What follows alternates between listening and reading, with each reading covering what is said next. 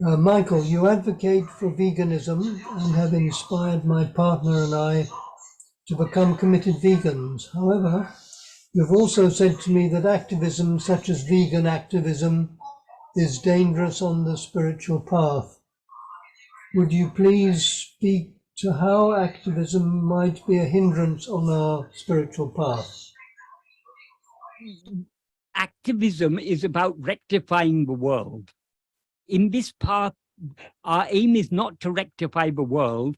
Our aim is to rectify ourselves, because all the world is a projection from within ourselves. So all the problems we see in the world are a reflection of the problems we see in our own heart. If we turn within and see what we actually are, Bhagavan used to quote something, I think it's from Shankara, Drishtim Jnanamayam Kritva Jagam Brahmamayam Pasyat, or something like that. Turning your view into your drishti, your outlook or your view into that of jnana, see the whole world as Brahman. So how can we see the whole world as Brahman without seeing ourselves as Brahman? When we see ourselves as Brahman, we will see that Brahman alone exists. So there's nothing outside ourselves that needs rectifying. If we are trying to rectify the world, we are overlooking the fact that the problems in the world are a reflection of the problems within ourselves. Why did the world appear? Because we have risen as ego and are looking outwards. How can we solve the problems of the world? By looking within. That is, supposing in a dream you see a war or a famine or a natural disaster, and you see so many people suffering. What is the greatest good you can do to all the people in that dream, all the suffering people in that dream? If you turn your attention back within and wake up from that dream, you've solved the problem for everyone. So activism is outward looking. Bhagavan's path is inward looking. Activism is one form of the path of pravritti. Pravritti means going outwards. Bhagavan's path is a path of nivritti, withdrawing back within.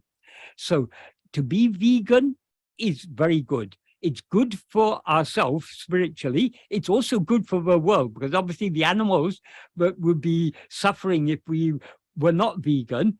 They are relieved of that suffering. But trying to convince others, that is not our aim.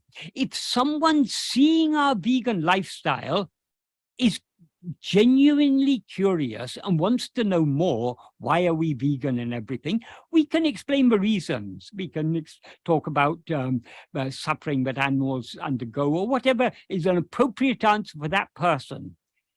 Not necessarily talking about the spiritual reason for being vegan, because that may not appeal to everyone, but according to what that person's interests are, we try and present it in a way that will appeal to that person. But we are not to go and start telling people who have no interest in being vegan that they should be vegan. That is futile. If you tell someone something that they don't want to hear, it's of no use. Bhagavan, of his own accord, didn't give any teachings to anyone. If no one had asked Bhagavan any question, he would not have given any teaching at all. Only when people asked, he answered appropriate to the questions they asked. So if people ask superficial questions, he would give an appropriately superficial answer that's suited to their question. It would be pushing them a little bit further along this path, but it would be suited to their level. But if people ask deeper questions, he'll give deeper answers. But if nobody asks him anything, he'll just keep quiet. Why should he? But in his view, the world, there's no problem in the world at all. It's only because in our view, we are faced with so many problems, we come to him and we ask him questions, and he tells us the solution to all these problems is to turn within. There were people around Bhagavan who were very enthusiastic to reform the world, to rectify the world. Bhagavan used to advise them, He who has created this world, meaning God, knows how to take care of it. Leave it to him. You sort yourself out. So our aim is not, that's why Bhagavan often used to say, Banda Belepa, attend to the work for which you've come. We haven't come to this world to rectify it, but even if we try to rectify it, how many people in the past have tried to rectify the world in so many ways? Often attempts to rectify the world make things even worse. For example, let's just take one example. One 19th century philosopher, Karl Marx, he was pained to see all the injustices in the world. He was pained to see how workers were exploited. So he wrote philosophical books on how society should be organized and to be fair to everyone. His philosophical books are what are called his philosophical books are the basis of what is called Marxism.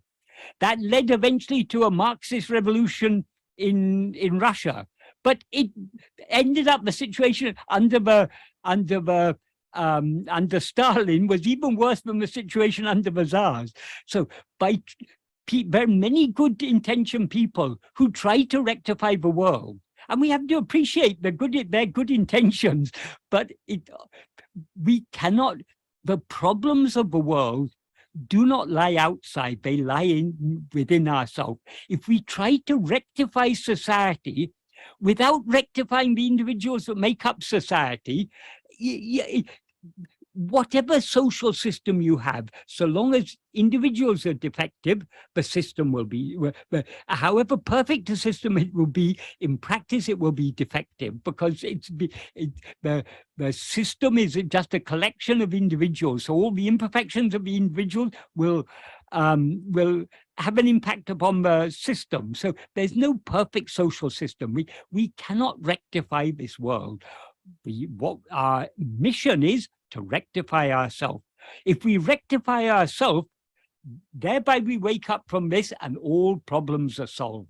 Bhagavan said the greatest good you can do to the world is your own, is knowing and being what you actually are. Because when you know and be what you actually are, there is then no world to be rectified.